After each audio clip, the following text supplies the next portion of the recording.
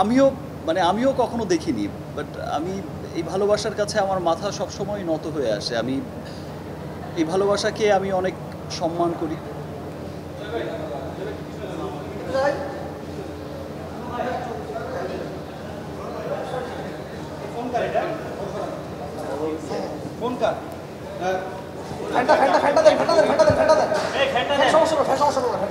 আমি বসে থাকবো,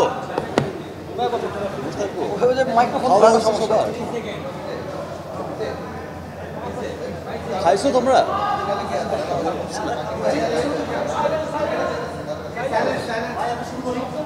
বাসায় সব লোকজন আত্মীয় স্বজন দিয়ে গ্যাদার করে আছে।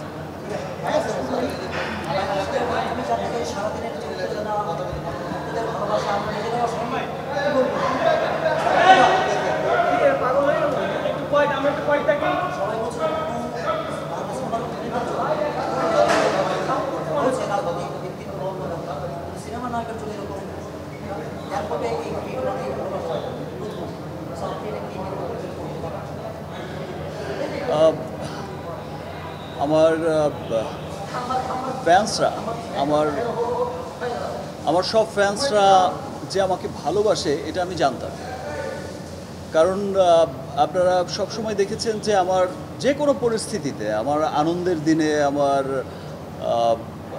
খারাপ সময়, ভালো সময়, সব সময়, সুখের দিনে, দুঃখের দিনে আমার ফ্যান্সরা কিন্তু সব সময় আমার পাশে ছিল। অল সাকিবিয়ান্স, সমস্ত দেশের মানুষ, শুধু যে মাত্র বাংলাদেশে তাই নয়, বাংলাদেশের বাইরেও যারা থাকেন, বিদেশেও যারা থাকেন, সেটা আমি আমেরিকায় গিয়ে উপলব্ধি করেছি বা বিভিন্ন সময় বিভিন্ন দেশে গিয়ে উপলব্ধি করেছি।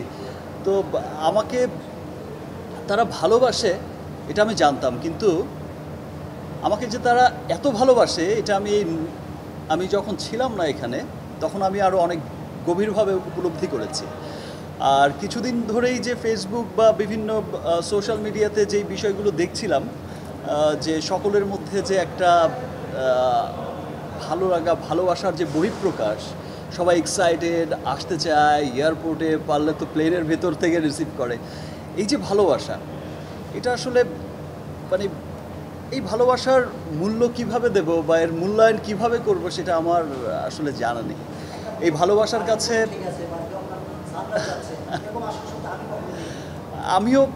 আমিও কখনো দেখিনি, বাট আমি এই ভালোবাসার কাছে আমার মাথা সবসময় নত হয়ে আসে। আমি এই ভালোবাসাকে আমি অনেক সম্মান করি।